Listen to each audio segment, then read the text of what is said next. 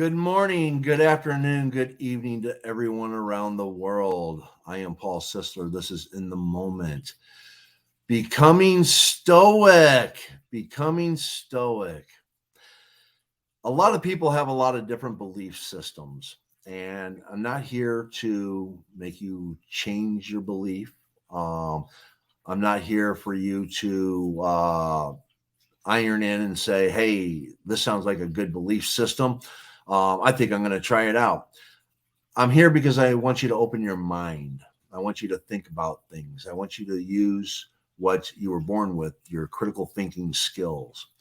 And in our goal of becoming stoic, we have to understand self. And a lot of us are everybody's on a journey. Whether you realize it or not, everybody's on a journey. And in this journey, we live, we learn, we listen, and we try to become better. We try to become better human beings. And with that, I want to dedicate this episode to my wife who passed January of 2022. A lot of things that she had said to me before she had passed away has made this one of my goals, is to bring a line of thinking to people that they can look at and maybe learn something about themselves, learn something about other people, and overall become a better human being. So with that, I'd like to introduce our host of Becoming Stoic, Elizabeth Masters. Hello, Elizabeth. Hi, Paul. Hi, everybody. It's nice to be here with you, and I'm really excited to dive into the world of Rene Descartes. All right. And sort of see how his philosophy measures up against Stoicism. Yes. Rene Descartes, if you don't know who he is, please Google him, get the information you need to know. And I encourage you to get this book, Rene Descartes, Meditations on First Philosophy. And that's what we're going to be going over today. We're going to start with the first meditation, meditation 1, of the things of which we doubt. Okay. And what I'm going to do is, as we go through this, there are the first meditation. Let's see, I believe there's 12 sections to it. Yes, there's 12 sections to the first meditation. We're probably going to get through, I'm hoping we can get through the first 5 today, but we'll see. We'll see how it goes. I'm going to read or paraphrase line by line, and then we're going to kind of discuss, what it means to us and how we understand it. And if you have questions, the viewer, just pop into the chat, the comments, and let us know if you have something. And we'll either address it at that time, or when we get through it, we can always come back to the comments and just go right down them and try to address them as we can. All right. So here we go. Meditation 1, of the things of which we may doubt. Section 1. Several years have I now elapsed since I first became aware that I had accepted, even from my youth, many false opinions for true, and that consequently what I afterward based on such principles was highly doubtful. Now, when we look at ourselves and we look at our belief systems, take a look at how we develop that belief system, whether it be a religion, whether it be a work ethic, whatever it may be. Look at how, from when you grew up, from your youth, that there might be some falsity in what you have lived. And now, what Rene Descartes is talking about is how some of these principles may actually be doubtful. Maybe they're not true. What do you get from this? Yeah, I get much of the same thing. It's something that we even see in modern society today. From our upbringing, a lot of times what we believe and what we hold to be true are things that we're taught, from early on. And he uses a really the key word here, for me in this sentence, is opinions. Everybody has them, and this is how a lot of people form their beliefs, and they're based on the opinions surrounding certain things, many things of importance, including principles, as he mentions. And so this is sort of where people get stuck, I think, when Mhm. they're older. They either see it for what it is and they start to challenge things, based on what they're seeing, or they just they're just very stuck there. And so, this is where he sort of sets up, um, doubting, calling things into question, not Right. necessarily because the beliefs are wrong or, untrue, but because sometimes they are, and it's really important to consider them and consider all of the facts to find out, what's true, what's not, what's right, what's wrong. Exactly. Exactly. Okay. From that time, I was convinced of the necessity of undertaking once in my life to rid myself of all the opinions I had adopted and of immersing anew the work of building from the foundation. Okay. And basically, what he's saying here is everything that he has, it's based on opinion. Gone, gone. I'm starting over from fresh. So, this foundation of beliefs that I have, I'm not going to take any of them as truth. I'm starting over. I'm going to look at them and see exactly what is true and what's not. Is that what you take from this? Yeah, absolutely. That, once you start learning that the things around you, may have just been opinion and may have not been true, it's really important to just sort of purge and just start over, and build from the ground up. Right. And he finishes it with I desired to establish a firm and abiding superstructure in the sciences.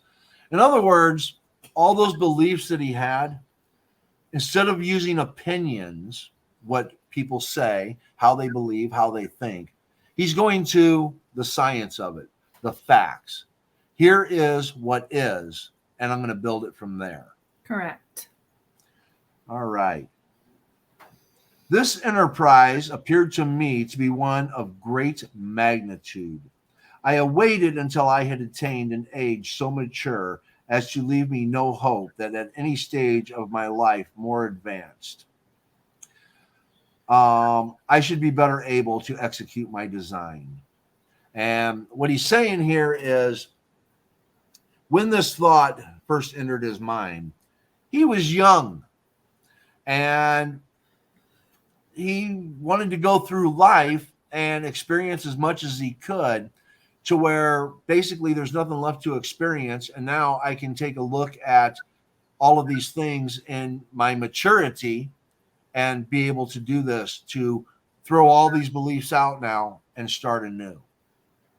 Right. I think the overall premise here is that he wanted to build a really fortified foundation, like one that was really strong, Mm-hmm. so that it could be indisputable.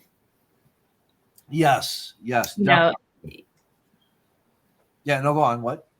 no, no, no, no. Oh, That's just the all I wanted to say. yes, yes. Because quite frankly, if you're a young person and you're breaking everything down and you're trying to say, this is what I know, versus someone that has lived a lot of these things. Um, and I'm guilty of it. A young person will come to me, I know this, I know that. And it's just like, how can you know what this is if you've never lived like this or this or this? How can Right. you know what poverty is if you've never been impoverished? How can you know what homelessness is if you've never been homeless? How can you know what struggle is if you've never struggled? Right. You have to really be exposed to life, to learning, and in order to really build the foundation. And I think that's what he's saying here, is that I'm going to take my time and learn everything that I can learn, so that I can build this really solid uh, uh, basis of knowledge. Yes. But to do so is to sow doubt in everything that he had already learned. Yes. Yes. Exactly. Exactly. Since I have opportunely freed my mind from all cares and am happily disturbed by no passions, and since I am in the secure possession of leisure in a peaceable retirement, I will at length apply myself earnestly and freely to the general overthrow of all of my former opinions. And this basically goes on to what we were just saying. He's come to this nice ripe age where in your youth you still have these passions that you want to do this, you want to do that, you want to go skydiving, you want to jump from a bungee cord, you want to see Mount Everest, you want to see the Leaning Tower of Pisa. You have all these adventures that you want to go on, all these things you want to experience, food from different lands, blah blah blah. He's at this place where he no longer has any desires to do anything else now. He's lived his life. He's free of all these passions that drive a lot of people of youth. And now it's like I can take the time and just at my leisure break everything down that I've ever believed in and review it. Right. He's ready. Yes, yes. That's where I'm at. That's where I'm at. Okay. Now we go on to number 2, section 2. I ought not the less carefully to withhold belief from what is not entirely certain and indubitable than from what is manifestly false. It will be sufficient to justify the rejection of the whole if I shall find in each some ground for doubt. Okay. What this is that there are things that he already believes in that basically it's irrefutable, it's indisputable, it already is established, and there is no doubt in some of these beliefs. So since there's already no doubt in this belief, why dismantle it and try to start up again from the bottom? I'm just going to take the things that there is grounds for doubt and dismantle. Is that what you get from this? Yeah, I get that Rene Descartes as a whole wanted to sow doubt in pretty much everything, regardless of whether there it was to be doubted or it ended up not being false. Whatever, you know, truth he was seeking to poke holes in. But he really wanted to say, yes, it's true that, this ended up not being false, but there always exists a possibility that it could be. So it's okay to question things regardless of how it comes out in the Yes. end. And really what that amounts to is critical thinking, which we discussed in our previous episode. So he's sort of paving the way to teach people to think critically. Yes, yes. Nor will it be necessary even to deal with each belief individually, which would be truly an endless labor. Which goes back to what we were just saying. Each individual belief, everything, I'm not going to look at them all. It, it would just take too much time and all that. Which tea is better? Royal Gray, Clover and Red Rose, Spearmint. There's no need to go into each and every belief because some of them are more, fundamentally my own opinion, basically, is how I take it. Right. I think right here is where he, differentiates between, or he's basically saying you got to pick and choose the ones that are important and the ones that are not so important. Some things don't matter. Some things really do. Yes. Yes. Which would be, hold on. As the removal from below of the, hold on. As the removal from below of the foundation necessarily involves the downfall of the whole edifice, I will at once approach the criticism of the principles on which all my former beliefs rested.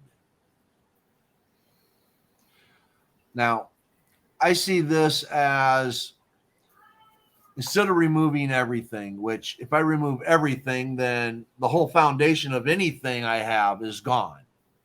And why bring down the whole foundation? Right. Let's just attack, once I approach the criticism of the principles of which all my former beliefs rested. So let's take a look at what drove me to these belief systems, and let's go to that. Instead of attacking each one of these individual beliefs, let's look at what drove me to these beliefs. Right. And look at the criticisms first. That way you can just sort of, get that out of the way. He wanted to address those things first to sort of like cut through the weeds, so to speak. Yes. Yes, absolutely. Okay, on to number 3.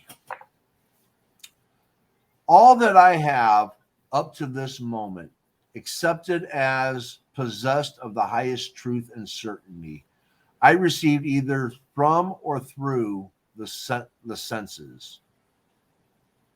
I observed these sometimes misled us, and it is the part of prudence not to place absolute confidence in that which by we have even once been deceived. Okay? Now, I find this to be one of the most important aspects of this, because we all have our senses and we rely on those: taste, sight, smell, hearing, touch. We rely on those. And how can we discount anything that we've touched, felt, seen, hear, tasted? How can we discount that? But yet, there are instances where we could be misled. And with that, we have to, even if we've been deceived once, we have to look at it. Right. Through our senses, which are very reliable, and Rene Descartes does make a strong argument that the senses are very, very reliable. But even with our senses, sometimes we don't get the whole picture. Sometimes the things that we see, we're seeing a picture through a pinhole. The things that we hear, we're not hearing everything in its entirety.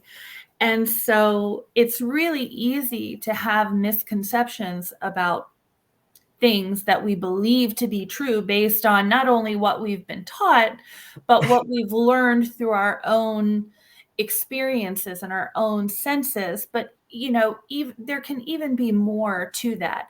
And one of humans' flaws is that we rely on the immediate, and sometimes we don't dig deeper, and it can often lead to misunderstanding or believing in things that just aren't correct.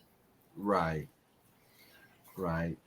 And I think that this is where in section 3, he's saying that you have to go beyond that. You have to seek further and, understand that the senses, while reliable, you have to rely on other things as well. Right. Don't always trust your senses. Right. The senses aren't always infallible. Okay. Right. I think when I had Shadow Fox on here last week, one of the examples, because this was brought up in the synopsis that I gave, was you have this big square in the town center. One side is red, one side is yellow, one side is green, one side is blue. If you're coming in from the north side of town and you see this big blue square sitting in town, you think there's a big blue square, but the people coming in from the south see a big red square. Right. And then they all go to the diner and it's like, did you see that big red square in the center of town? No, I saw a big blue square. Mm-hmm. Well, no, it was red. No, it was blue. They're both right. Right. Because that's Correct. what they saw. So where is where is it infallible? I've only seen one side. Right. And people get stuck in that all too often. And so you have to investigate outside of that. You have to think beyond that. You have to seek out, what's beyond that. And oftentimes people will get themselves into arguments over these things. No, the square was red. No, the square was blue. Well, I saw a red square. The obvious question is, okay, take me and show me. Let me see Yes. what you're seeing. But even today, people don't do that. They rely wholly on what their experience was in that moment. And that's just what it is. And they don't seek to go beyond that. So I think he's addressing the importance of going beyond that here. Right. Basically, he's addressing critical thinking skills. Right. He's addressing that through logic, common sense, and deductive reasoning, we can learn more about things that even our senses may deceive us in. Because if you go just by your senses, you can be deceived. Okay. Right. You can be deceived. So instead of going into that I'm right, you're wrong aspect of it, it's like, okay, let's look at this. I came in from the north side of town. What side did you come in? Well, I came in from the south side. Could that square Right. have been different colors on all sides? Let's go check Right. it out. And now you get to see all four colors and how beautiful it is. Right. So yes, exactly. That's critical thinking is so important when you're addressing any philosophy. And this is, again, one of the key points that Rene Descartes brings to the table in philosophy, that the critical thinking is so important. So with that, I'm going to go on to section 4. It may be said, although the senses occasionally mislead us respecting minute objects, and such are so far removed from us as to be beyond the reach of close observation, there are yet many other of their presentations, of the truth of which it is manifestly impossible to doubt. As, for example, that I am in this place, seated by the fire, clothed in a winter dressing gown, that I hold in my hands this piece of paper with other informations of the same nature. But how could I deny that I possess these hands and this body, and withal escape being classed with persons in a state of insanity, whose brains are so disordered and clouded by dark bilious vapors as to cause them to assert that they are monarchs when they are in the greatest poverty, or clothed in gold and purple when destitute of any covering, or that their head is made of clay, their body of glass, or that they are gourds. I should certainly be not less insane than they, were I to regulate my procedure according to examples so extravagant. There's a lot to unpack there. Yes. I was only going to read part of it, but it's like, I got to read all of this to bring it all together. Right. Eyewitness testimony is often the most unreliable information used in court. Think about that. Absolutely. Yes. Right. Absolutely. So with this is what, and this is what I love, because he's going into the whole mind body problem is where he's going. Okay. Here I sit in front of a camera on a computer with my coffee, my water, and my vape. How can I argue that I'm not sitting here? How can I argue that I'm dressed in a pink shirt, not a navy blue shirt? How can I address that I am not wearing a tie when I am? These are things that I can see right now. Okay. And Mm-hmm. how, you can see what I see. Is there any argument here? Right. This is where he sort of introduces the notion that even though it's prudent not to place absolute confidence in that by which we have even once been deceived, which is by our senses, that our senses on the whole are extremely reliable. And so we have to be acutely aware of what situations our senses are reliable and what situations they may not be reliable. And that's really where critical thinking comes into play. That's Yeah. what I get from the combination of the passages 3 and 4. Right. Now, what I want to expound on, that person that thinks they're a monarch Mm-hmm. with a crown of gold and clothed in purple, maybe they actually believe that. Maybe they actually see that. How are Correct. we not, able to determine whether what they see is true or not? Because what they see might be actually what they see. They might think they're a king. They might think that they are a monarch. They might think their head is made of clay. Granted, there are people that have thought things like that and have done things to themselves because they think that's what's going on. There's bugs crawling all over my skin. And there's people that have scratched themselves so badly and tried to dig the bugs out because they believe there are bugs under their skin. So where do we address the mind and what we see, how it could deceive us? Because if I'm looking at somebody digging their skin out saying that there's bugs underneath and I'm not seeing any bugs, I will think that that person has gone mad. But have they?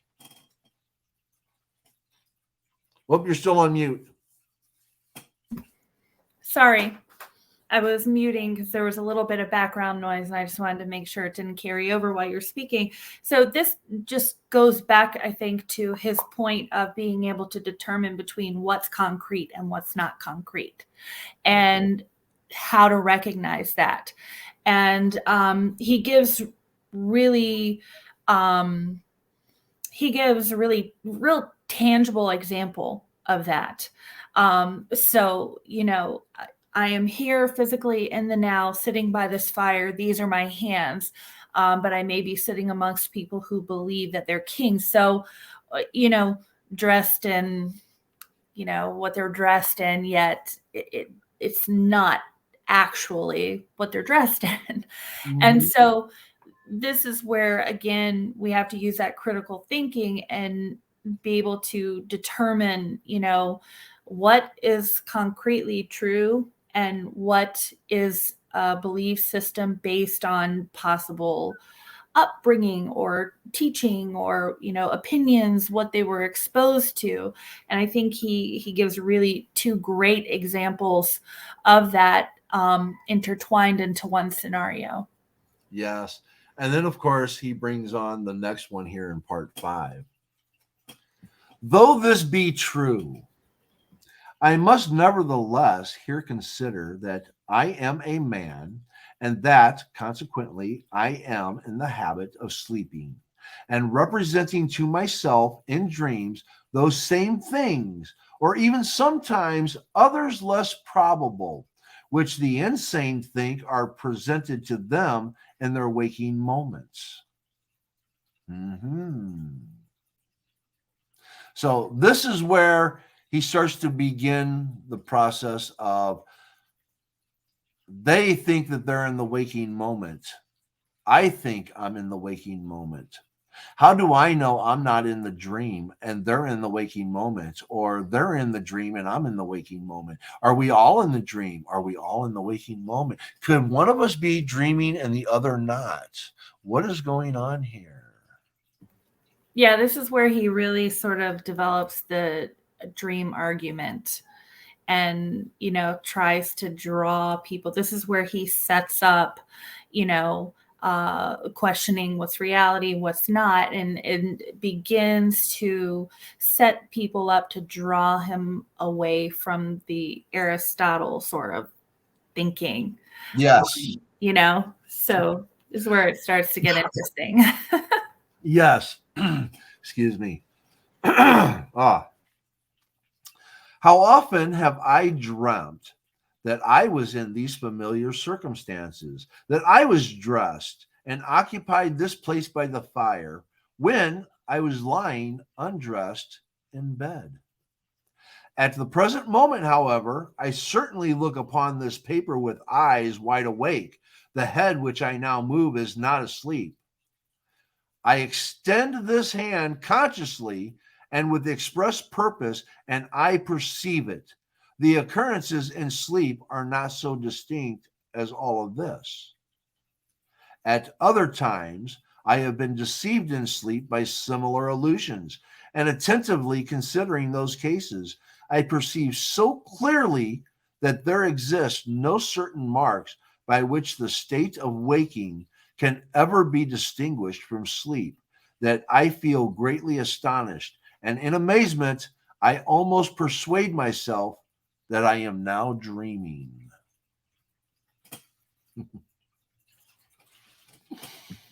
I think he's talking about vivid dreams, to be honest.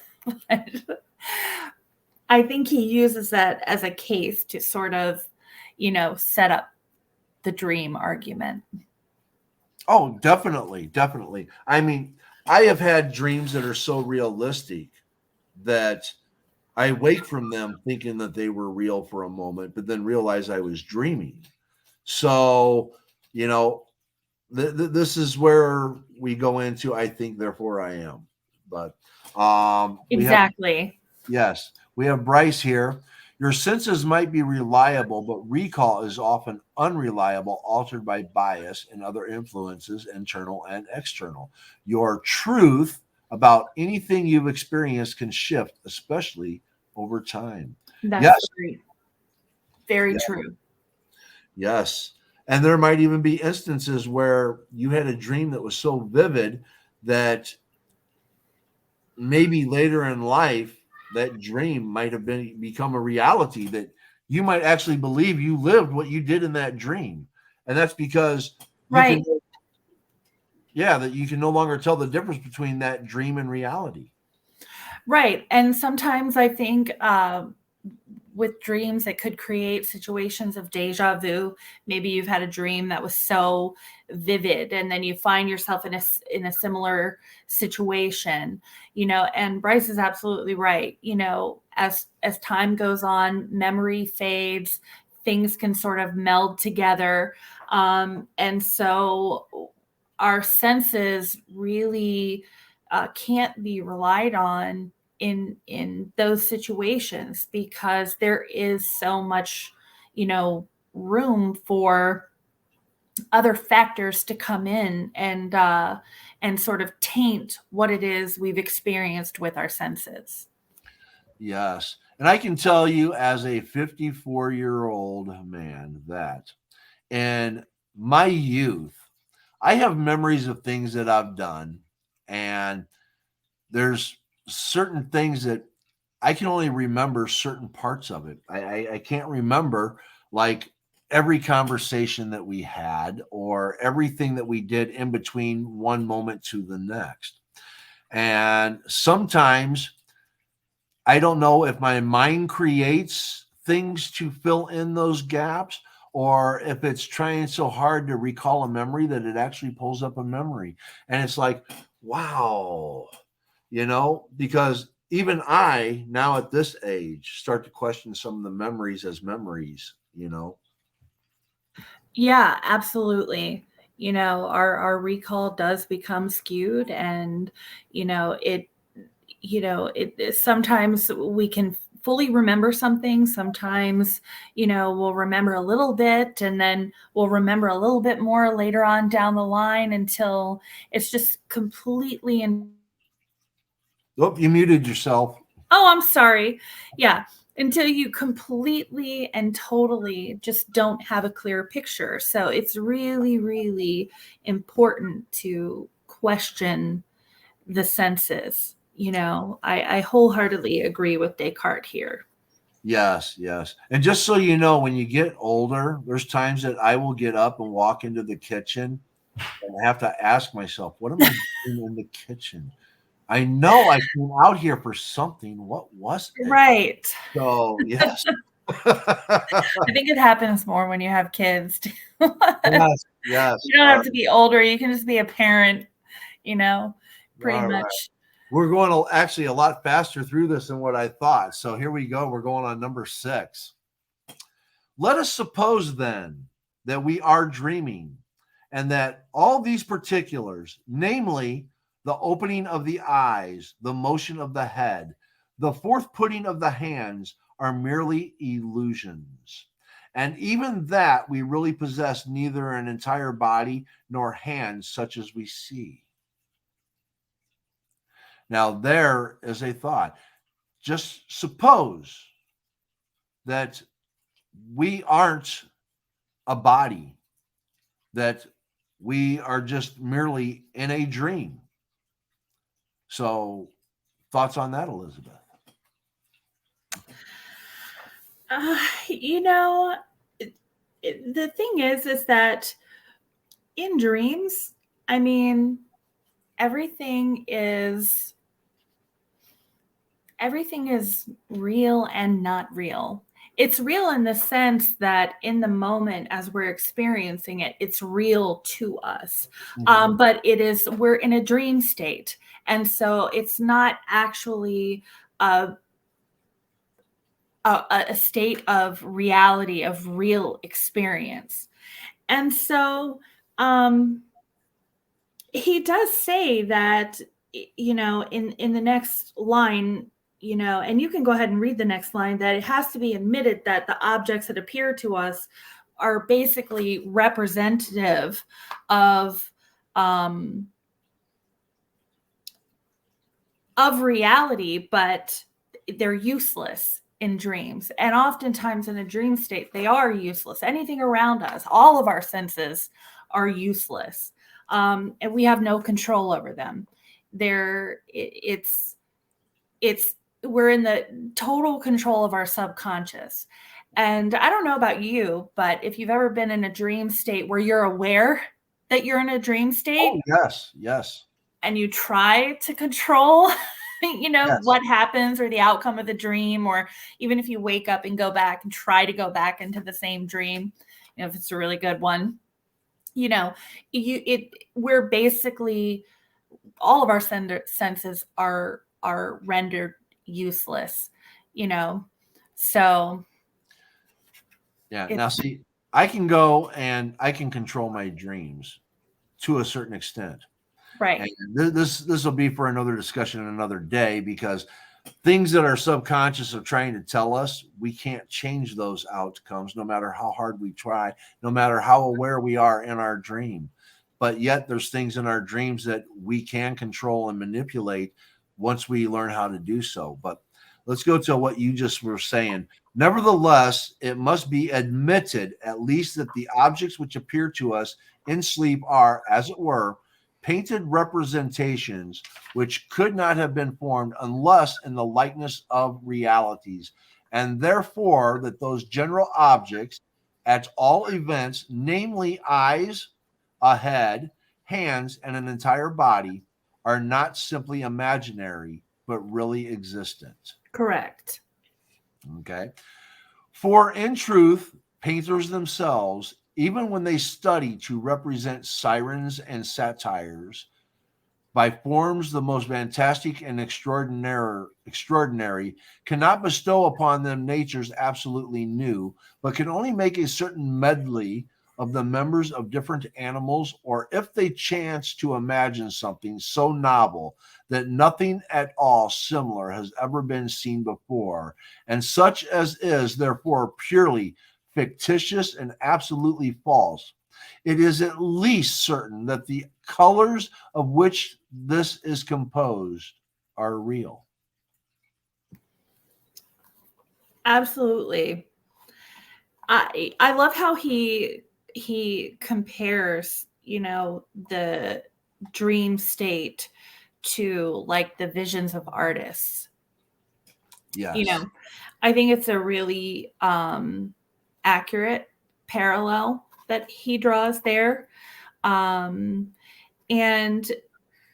he makes the distinction that that a lot of what we see and experience in dreams are absolutely false. Like there's no truth to them. They can't be argued as realistic. But some elements of the dream state are realistic, such as the colors, which for anybody who has vivid dreams, no, some people don't have vivid dreams. Some people have extraordinarily vivid dreams. I have extraordinarily vivid dreams.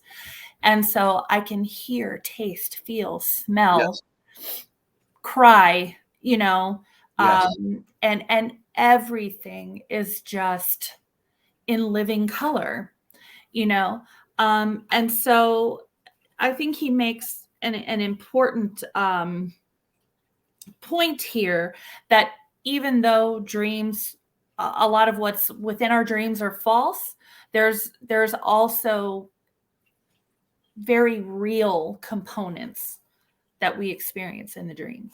That's what I took away from that. Right. Let's see. We got something from Bryce again. Similarly, postmodernists believe the only objective truth are things you've experienced. Your personal assessment of reality and your lived experience is the only truth of value.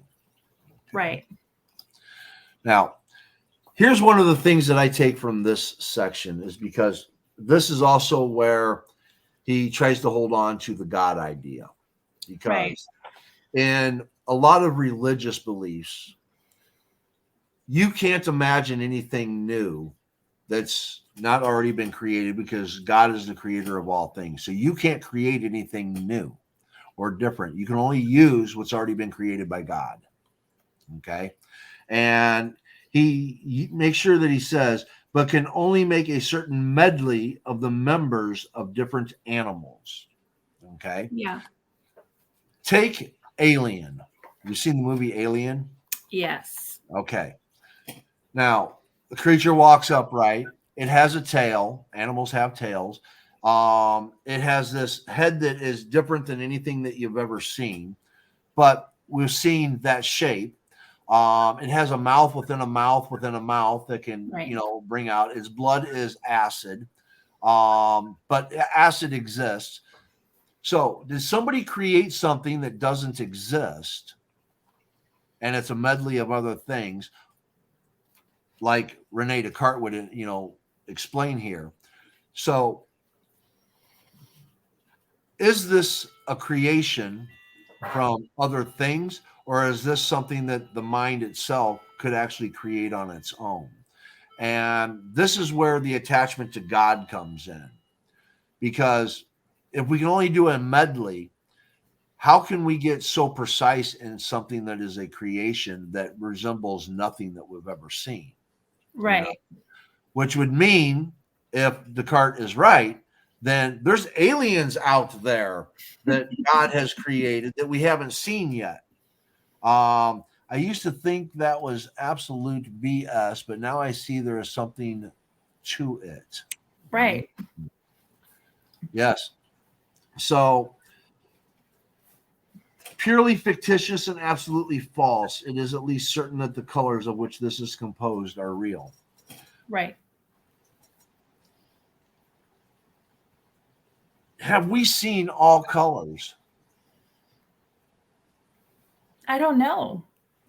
Okay, because it colors to me in a prism seems kind of like mathematics. They seem like there's sort of an infinite component to it. yes. Have you ever gone to a paint store?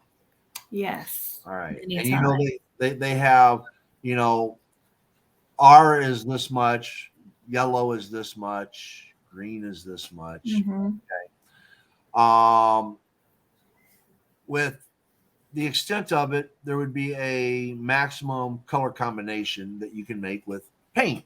Okay. Right. But that doesn't address possibly what the entire spectrum of color is. Correct. I agree. Because remember when we see like red, it's because that's the color not being absorbed by whatever it is that we're looking at. It absorbs everything else. Right. So in reality, we would have to have every possible known material that is absolutely ever possibly created in the universe of every elemental composition to exist to potentially see all colors, because there would be something that doesn't absorb something that we haven't seen before. So Right. I don't think it's possible to create all colors. I don't either. So I don't know where I was going with this. I lost my train of thought. I had a point. I don't know where it went. Bryce now says, now I see some validity in the postmodernist argument. Right. And that's where I think Rene Descartes wanted to take people, and he wanted to get them to, doubt and question a lot of, what appears to be real, what is seemingly real. And that's one of the things that I appreciate about him. Still, don't think he's a Stoic. And we'll get into that more later. Yes. But he very methodically sets people up to really start questioning and seeking truth beyond, yes, what they see, what they hear, what they know, what they've been taught. Exactly. And on the same principle, although these general objects, a body, eyes, a head, hands, and the like, be imaginary, we are nevertheless absolutely necessitated to admit the reality at least of some other objects still more simple and universal than these, of which, just as of a certain real colors, all those images of things, whether true and real or false and fantastic, that are found in our consciousness are formed.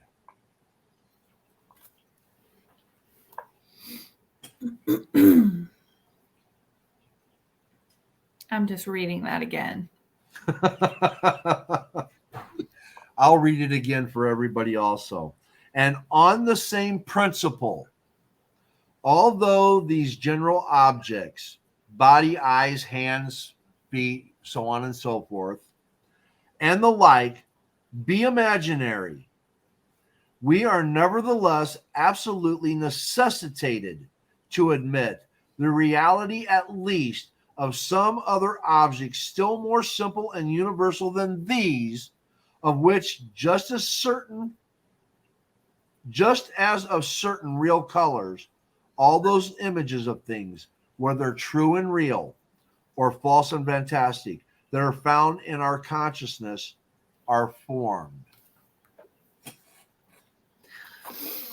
So here he's just saying that regardless of whether,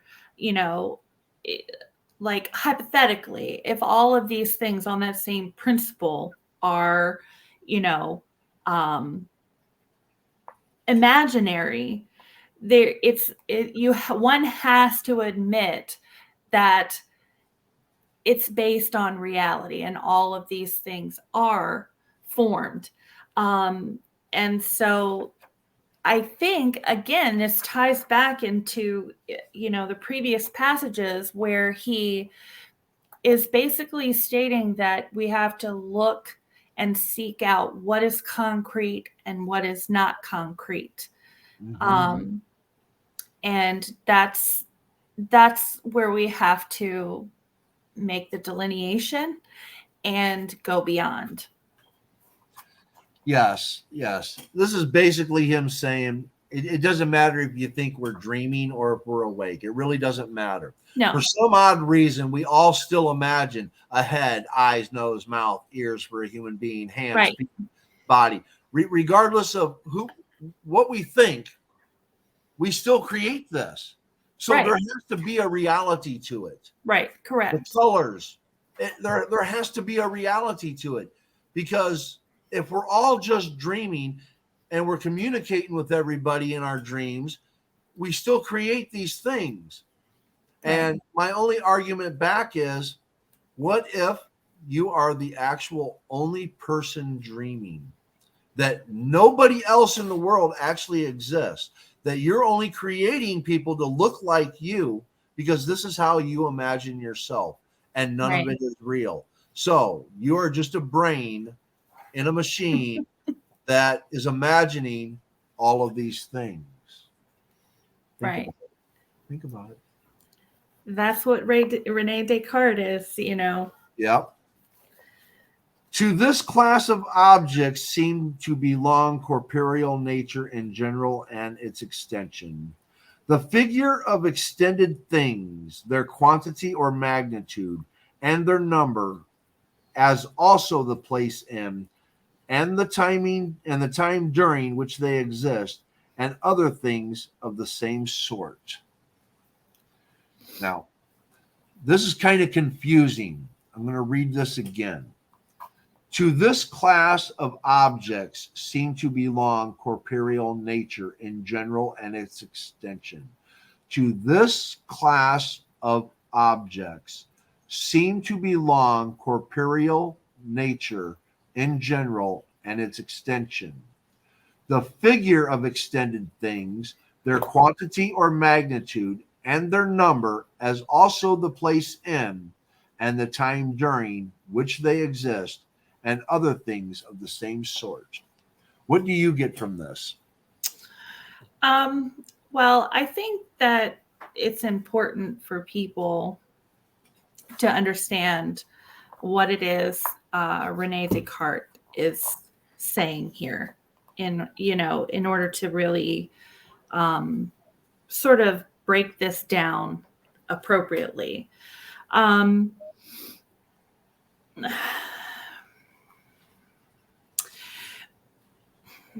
So, first of all, corporeal nature is the nature of the physical body. For anybody who doesn't, understand, those words, it's just the nature of the physical body. It's not spiritual.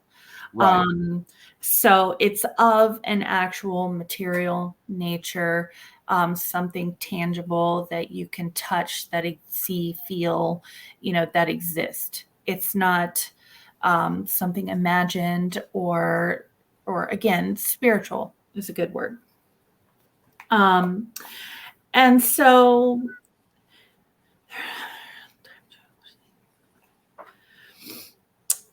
what I think that he's saying here is that to this class of objects seem to belong. So the objects in a dream state that we're seeing that may be imaginary because we're in a dream state, like the head, like the hands, those are based on reality, and that those are things that actually belong in, that exist in a physical form. And so we have to recognize that, in our dreams is an extension of reality. So that's what I take from this. Okay. I actually go the other route. Okay. Mm-hmm. I think he's going with a spiritual nature, because I think he's trying to differentiate. My thought process is the difference between the soul and the body. Right. I think he's trying to separate it, that it's a symbiotic relationship, that to this class of objects seem to belong corporeal nature in general and its extension, the figure of extended things, their quantity or magnitude, and their number, as also the place in and the time during which they exist, and other things of the same sort. I think he's trying to bring in that no matter what we are, okay, in the spiritual aspect, the body that we're in is real. Right. And to whatever existence you bring that to, this is what we all see, feel, and understand. Because this is where the separation of mind and body come into play. And I think that's what he's trying to transition into, is the separation of mind and body here. Though I don't think he does it well enough.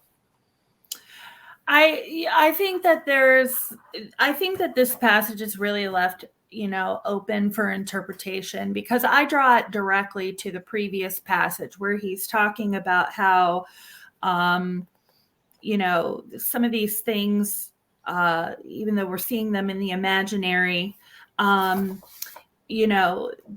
head, the body, the eyes, the hand, and he ends with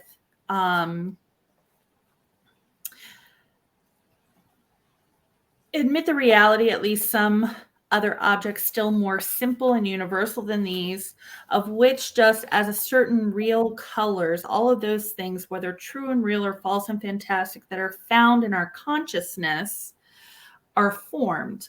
And so to this class of objects, they seem to belong to corporeal nature, which are things that are in physical existence. So I think he's trying to solidify his argument that all things that are in the dream state, that are tangible, are based in some form of reality. And I think that's the conclusion he's trying to make certain here by tying those together. But the passage by itself isn't really clear about what he's talking about or where he's going with it.